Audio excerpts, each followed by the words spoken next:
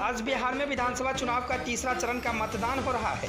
बिहार के 78 विधानसभा सीटों पर आज मतदान हो रहा है। लोग सुबह से ही कतार में खड़े होकर वोट दे रहे हैं। इसी बीच पूर्णिया से एक बड़ी खबर आ रही है, जो धमदाहा विधानसभा क्षेत्र के नगर प्रखंड अंतर्गत मरंगा थाना अंतर्गत के सद कोदरिया पंचायत के उच्च विद्यालय के बूथ संख्या 282 पर मतदाता और पुलिस में झड़प हो गई है, जिसमें सुरक्षा बलों द्वारा 5 राउंड गोलियां चलाई गई है, जिसके बाद स्थिति नियंत्रण में हुई है।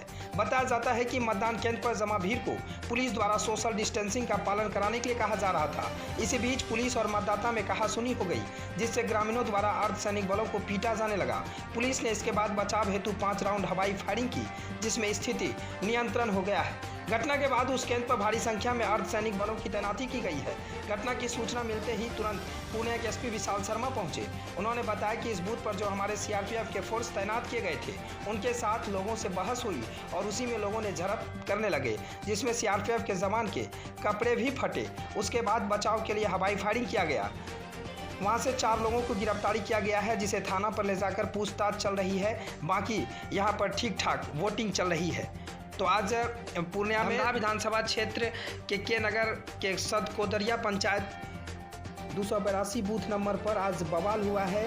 दरअसल सोशल डिस्टेंसिंग का पालन कराने के लिए पुलिस बल के लोगों ने डिस्टेंसिंग के लिए लोगों को मना किया और उसी बीच लोगों में झड़प हो गया और पुलिस और पब्लिक के बीच झड़प हुआ। उसमें सीआरपीएफ के जवान के कपड़े भी फाड़ दिए गए और उसी बीच हवाई फायरिंग भी करना पड़ा। हालांकि 4 लोगों को गिरफ्तार किया गया है, अभी पूछताछ चल रही है।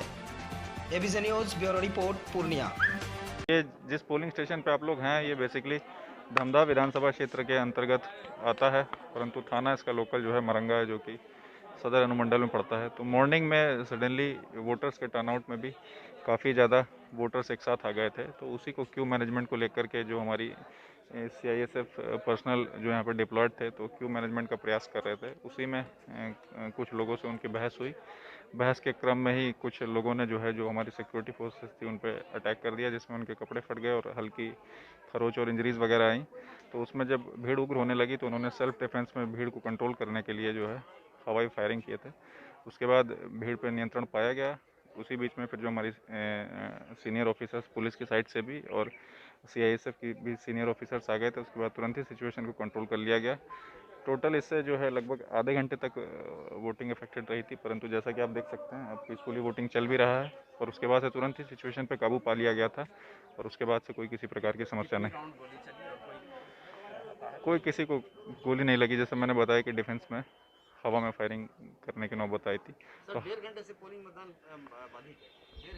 नहीं, 1.5 घंटे से नहीं, आधे घंटे का वो ड्यूरेशन था। अभी भी देखिए पोलिंग हो रही है।